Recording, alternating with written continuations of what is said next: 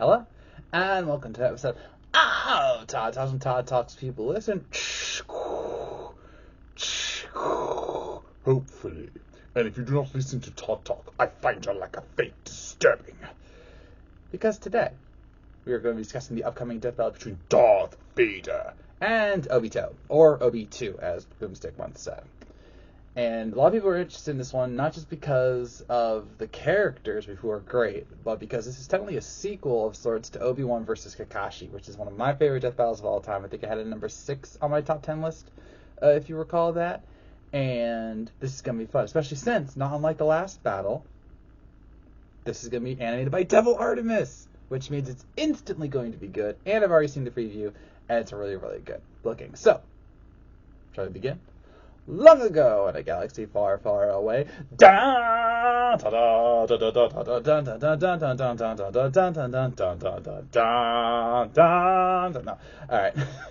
I don't have to worry about YouTube's restrictions. I'm just seeing the thing. That's not the same.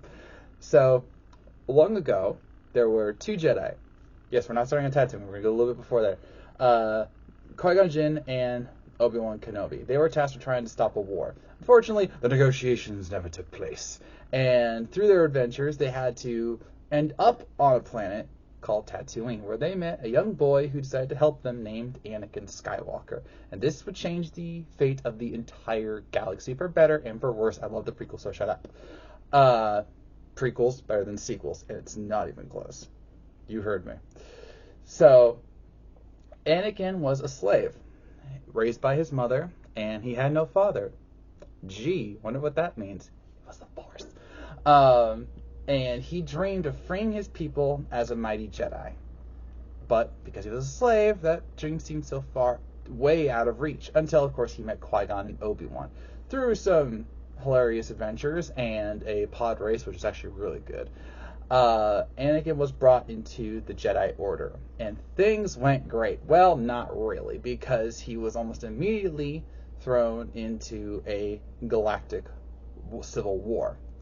So this is where things get really interesting, because at the beginning, Qui-Gon Jinn, the master of Obi-Wan Kenobi, said that Anakin was the chosen one, and Obi-Wan did his best to train and raise Anakin to be worthy of that title and to bring balance to the Force.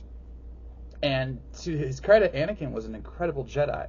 He was incredibly proficient with the lightsaber. He was already almost a master of using Force abilities, despite never being granted the rank of master. It was a bit of a dick move, let's be honest here. It was a bit of a dick move. And he was instrumental in help ending the Clone Wars on both sides, ironically enough. But while from an outward appearance, like from the clones or from Ahsoka Tano's perspective, he was like this great Jedi, an epic fighter, unconventional in his tactics and yet brilliant. On the inside, he was facing a turmoil that would soon turn him dark, because if there's one thing that is Anakin's weakness above all else, it is letting go. The point of a Jedi, as personified by Obi-Wan in many respects, is that you have to let it go. No matter who you are, where you were from, what brought you to the Force, you have to let go of the past and be present. Be present and find balance within the Force to use it.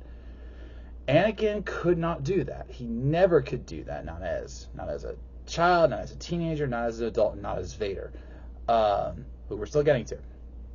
He regretted leaving his mother. He didn't want to leave her behind, but unfortunately Qui-Gon couldn't save her alongside Anakin. Not that would have mattered, because she wouldn't have been able to see Anakin as much with him being a Jedi, though he probably would have tried to find a way, obviously.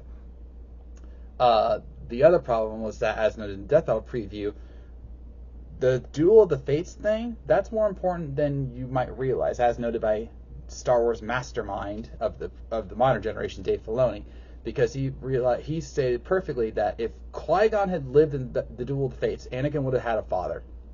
No matter how you would have characterized it, he would have been his father, and he could have raised him a certain way. Obi-Wan was always more of a brother figure, and that meant they constantly batted ahead, especially since Obi-Wan, as the older brother, had the more traditional Jedi teachings within him, being passive, being peacekeeper first, letting go, not making too many attachments, etc., etc. But since Anakin could not do this, he kept breaking the rules and would eventually marry Padme Amidala, who was the queen of Naboo, became a senator, and they would eventually have a child. And this is what drove Anakin over the edge, because Anakin had a Force vision that Padme would die in childbirth, and so scared, so frightened was he of this that he turned to the dark side. Because as Yoda noted, fear leads to anger, anger leads to hate, hate leads to suffering. And oh, the suffering that was about to be had, because with the promise from Palpatine, aka Darth Sidious, to save his wife, Anakin turned to the dark side and became Darth Vader. But not the one we know. He was still technically Anakin at the time, but in a battle with Obi-Wan Kenobi on a crap, I just lost the name. Dang it, I just lost the lava planet. What's it called? Kashyyyka's the Wookiee planet. Dang it, I'm looking this up. This is not fair. I was memorizing so many names today, and I forgot this one. Oh my gosh. Obi-Wan versus Anakin location. Just said Pokemon versus Anakin location. Like, are you kidding me, man? Like, what the? Mustafar. Thank you. Sheesh. I didn't even see the word, I promise. Mustafar. And Obi-Wan struck him down so epically, and he was bathed in lava that he was left for dead until Palpatine brought him back to life as Darth Vader, a mechanical, basically a cyborg. He was a cyborg, human and machine together, bounded by the Force in many respects, and he became the ultimate enforcer / attack dog of the newly found Galactic Empire. And whether you saw him in the original trilogy, Rebels, Rogue One, or whatever, he was the guy that you did not want to meet. Oh yeah, or the Star Wars Jedi games, both of them were good. He was the guy you didn't want to mess with, especially in his prime, which I would say is technically before the modern trilogy for obvious reasons. So as a now unhinged, unattached, ironically, Sith Lord Darth Vader, Lord Vader still works, but Darth Vader is like one of the most powerful Force users we will ever see. He is capable of not just using the Force in standard ways that we all know, but ways that almost go beyond reality in some ways. Like, for example, you might recall in a movie that he Force choked someone from across not across a galaxy, but a long way away, simply because he knew exactly where he was positioned. So and we saw this in the sequel trilogy with Snoke, who was able to use the Force on that one commander dude who everyone hated, even though he wasn't even in the room. So that Vader can do that very, very well. Another thing that he can do is okay. When it comes to the dark side of the Force, they use their emotions to make them stronger, and Vader personifies this in every way imaginable. He uses his anger and his hate to drive him and make him stronger, which has made his Force abilities go far beyond anything you've ever seen. For example, he has a move called Force Destruction, which is so powerful that anything this what's called a Force Wave, this Force Wave touches is vaporized. And if you indirectly touch it, you are flung incredible distances away. And even with a standard Force Crush, Vader literally disintegrated a stormtrooper. Disintegrated. I saw the panel. It's in the comics. It's canon. Well, okay, it was actually one of the earlier comics. I'm not sure if it's canon, and that's another question we have to ask here. Are we talking about the movies and cartoons and yada yada Vader? Or are we talking about the comics and Force Legends Vader? We're dealing with all of it, all right? While it is technically non-canon, we have seen they referenced Legends in Obi-Wan and with Yoda, so it totally counts. So everything and anything that has been shown as insane power by the Jedi applies to Vader, and that means it not only can we reference him to Obi-Wan, who can react in a nanosecond and is powerful enough to go up against Anakin Skywalker in one of his prime forms. Remember, it's Anakin prime form and Darth Vader prime form. But he is compared to other Jedi who can do incredible feats, who we'll get to a little bit later. So There is one key thing about Vader we have to note here, and that is even though he is incredibly powerful with the Force, he does have limitations because of his robotic body. For example, he cannot technically use Force lightning. He can, but it will damage his suit, which would obviously put him in an unfortunate position. Because the suit is very much keeping him alive, not just enhancing his body. So he actually has a move called Kinetite, which you might remember from Darth Vader versus Dr. Doom. He also has Tudamitis, which is he can absorb energy, which is how he blocked Han Solo's blaster shots in Empire Strikes Back. He didn't deflect them. He just straight up absorbed them. And he could do that with other abilities as well, not unlike what Obi-Wan and Yoda and others have done. So he also has he can use precognition through the Force. He can use Force Cloak, which can basically make him invisible. He has telepathy. He can actually extract thoughts from people, which is not unlike what Kylo Ren did in the Force Awakens. And he can apparently, I didn't see a panel for this, but this was stated, he can apparently make you forget things. He can erase your memories. Freaky. So, as the Empire's attack dog, he almost single-handedly brought the galaxy to its knees under the reign of Palpatine/Sidious. And every time there was a threat of any kind, Vader was the one who was sent in. And his aggression, his anger, his power made him someone that you didn't want to face because he was just so damn confident. He never went into a fight he thought he could lose. Because he never thought he could lose, period. Even in fights where we test it. Okay, if we're being honest here, the only time Vader really loses is when the plot demands he loses. All right, it's that common Superman argument. You know, he's only as strong as he needs to be, and Vader's the same way. For example, we saw him in Star Wars Jedi Fallen Order and Survivor, you know, kind of lose matches, but that was just because of plot, and he still won in the end, because of course he did. Other times we actually see him surrounded by troops. This is a classic moment. He was surrounded by rebel troops, and they're like, "You are surrounded," and he goes, The only thing I am surrounded by is fear and dead men. and he used the Force to pull the pins on their grenades and blew them up. That was a great moment. And even and you might think, well, wait a minute, what if his suit is keeping him alive? Doesn't that mean that he could die without it? Yes and no. Yes, he would be extremely hindered without his suit providing pain medication. Like, it is stated, he is always on pain meds. He's basically numb to the extent that actually helps his endurance. His endurance is insane. In a fight with the Darth Maul clone, this was a non-canon one, but he actually stabbed himself in the stomach to kill Darth Maul, and he was fine. And Darth Maul's like, that power, that hate, what could you hate so much that would let you do that to defeat me? And Vader goes, Myself. so yeah, he still hasn't let go of things. And another thing that speaks to he can survive without the suit is that he's learned a version of Force healing. You remember the sequels and how that was?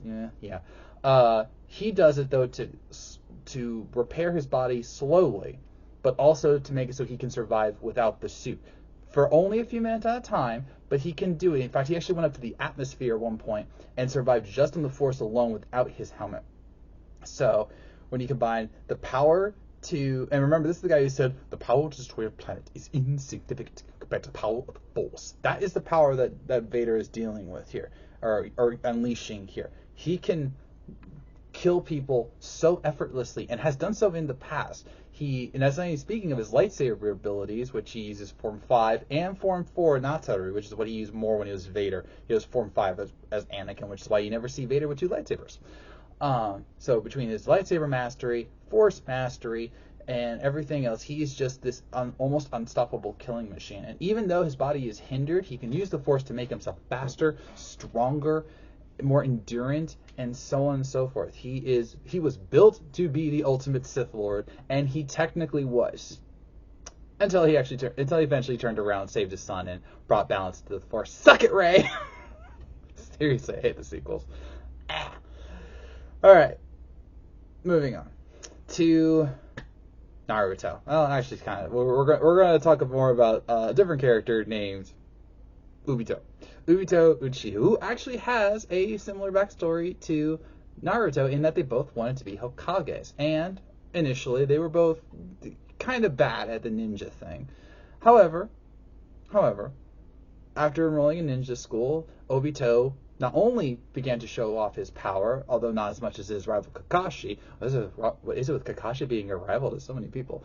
But he was also gaining the admiration of the people of the Hidden Leaf, which is important because he is an Uchiha, which, if you recall the Sasuke death battle, the Uchiha weren't always respected. But with Obito, people really liked the guy because he was hardworking, he was just trying to do his best, and he wanted to do right by the people. So, how did this go wrong? Well, it all started when he was put on a team with Kakashi, his love interest in Rin, and his mentor in Minato. And Rin, during a clash of villages, I was going to say clans, that's not right. It was villages. It was the Hidden Rock Village. That's a weird name.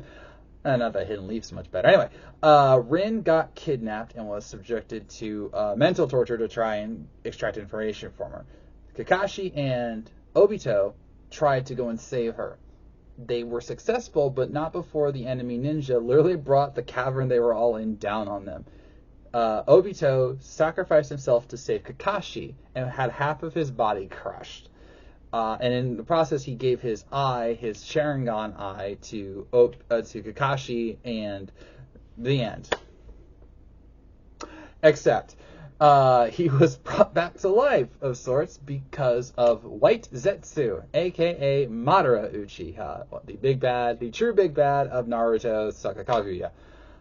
Seriously, who likes Kaguya? Like, I've heard so many bad things about Kaguya. Like, no one wants Kaguya in Death Battle, I've heard. So it's like, we all know Madara is the true villain here. Anyway, he was revived by Madara, and through very unique uses of chakra manipulation and genjutsus and certain other things, he was able to restore Obito's body for the most part. Couldn't get the eye back yet.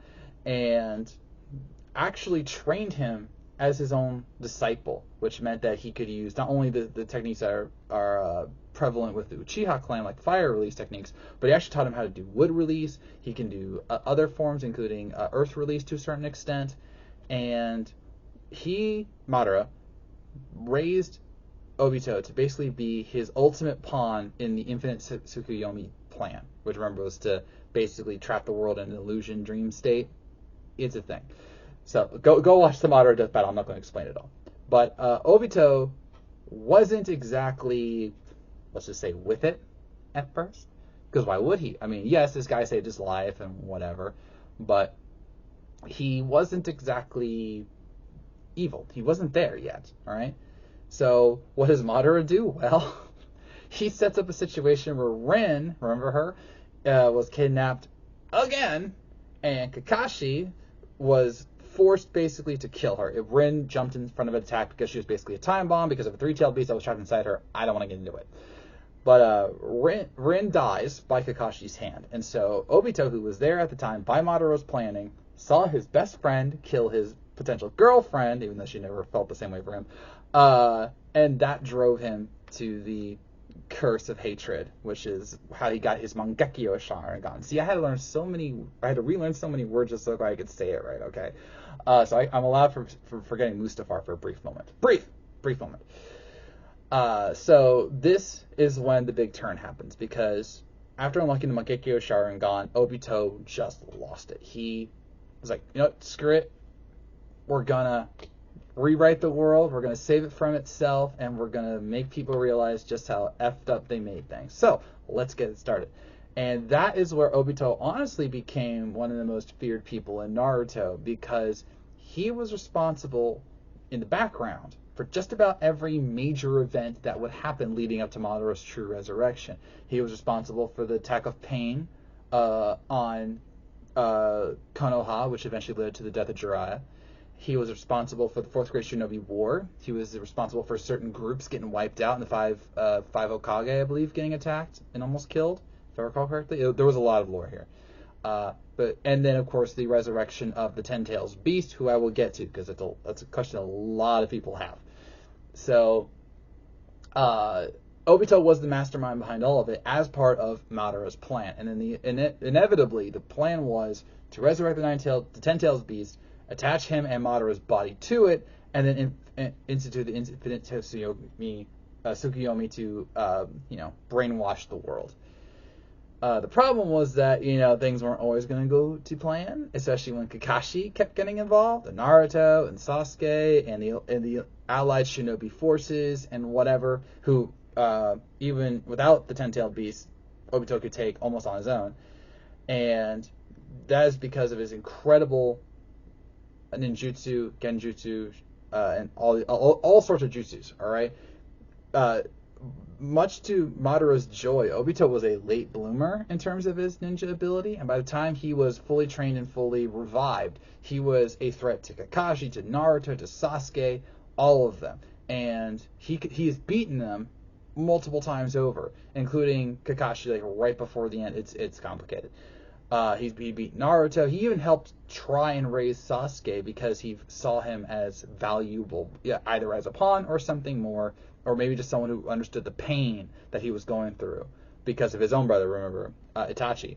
So he has gone toe-to-toe with him multiple times over, including in the final battle that led to the Madara resurrection.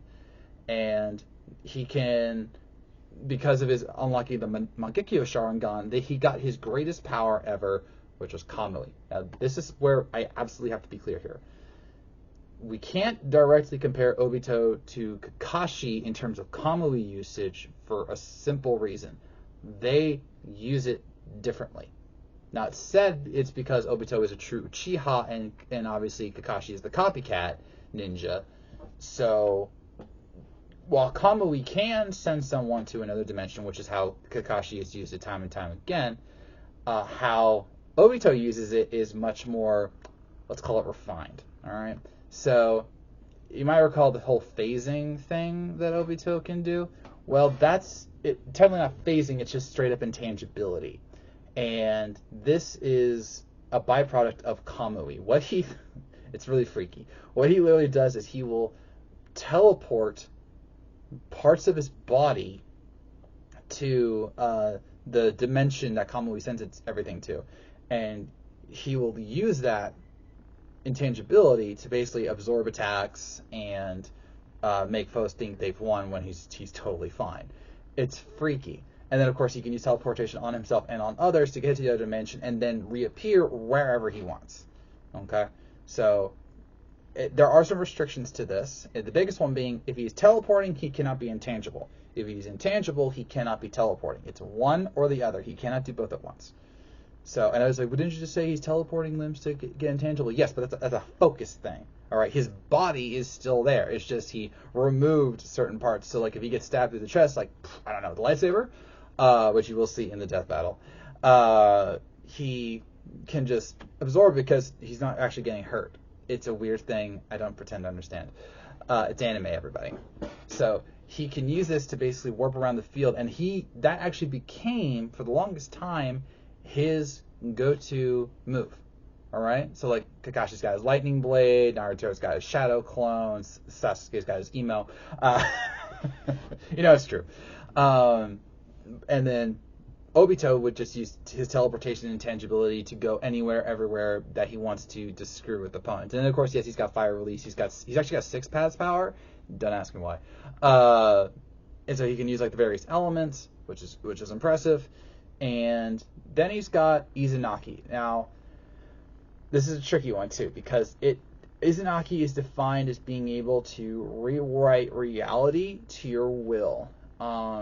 So that, for example, with Madara, he used Izanagi in a time release technique so that he could die and then undo the death so that he could come back to life and institute the infinite Tsukuyomi plan. Yeah. I don't want to go over it because I don't want to die like Wiz did. Look what you've done to him. So, apparently Obito can do this not only multiple times, but he can do this to have an illusion last for 10 minutes. Most people can only do it for a few seconds, including Madara himself. So Obito is technically stronger with him in that respect. I don't know if that still holds, but it's possible.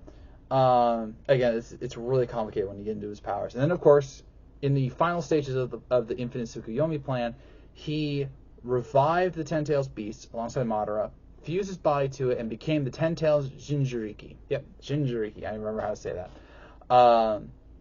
And that is basically what Madara's final form was. Like, if you remember Madara Aizen, that's where he had, like, the truth-seeking balls, and he had the power of the Ten Tails Beast within him, and he became basically this almost unstoppable force that required Naruto, Sasuke, a resurrected Minato, and the entire Allied Shinobi forces to basically take him down. And then he got better. Why? Because Naruto, it's always Naruto. Yes, Naruto was able to convince him that what he did was wrong, surprise, and that he needed to, let things go and see the truth of the matter of what he had done. And through that, he relented, and he had his chakra extracted from him, and thus dropped the Ten Tails, and he actually died, saving Naruto, ironically enough. And then, of course, Madara showed up. The real Madara showed up.